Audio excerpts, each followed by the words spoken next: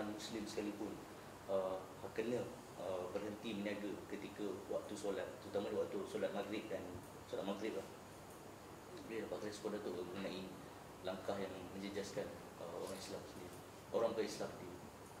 Saya rasa kerajaan Kelantan sekarang dia tak ada satu agenda utama untuk menunjukkan mereka berkhidmat pada rakyat, memajukan rakyat, yang boleh menyenangkan kehidupan rakyat. So mereka terpaksa mencari perkara-perkara kecil untuk disensasikan supaya dia nampak Islamik, ya. Termasuk misal perumahan, ya. Kalau saudara Google, saudara akan lihat kenyataan Menteri Besar pada tahun 2014, kalau tak silap saya, Januari 2014, yang mengatakan by 2018 kerajaan Kelantan akan buat 5,000 buah rumah affordable homes, ya, rumah mampu milik, 5,000 unit, ya. Tetapi dalam seminggu 2 minggu lepas,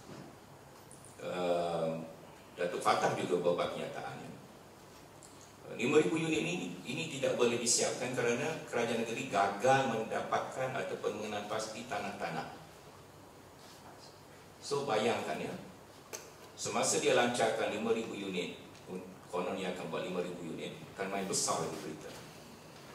And then kerajaan negeri fail to identify the land. Bayangkan, kerajaan negeri tak tahu mana ada tanah, ya. As an excuse, sebagai satu alasan untuk menghalalkan ataupun membenarkan kegagalan tersebut.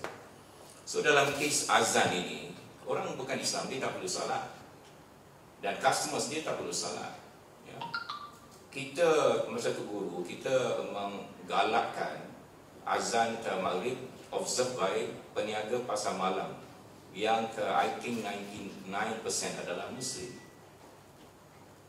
Untuk mereka ini menghormati masa semayang dan surau disediakan, tempat salat disediakan, lori MBKP dan majlis daerah pada masa itu dimobiliskan untuk membekalkan air untuk mengambil wudu, ya.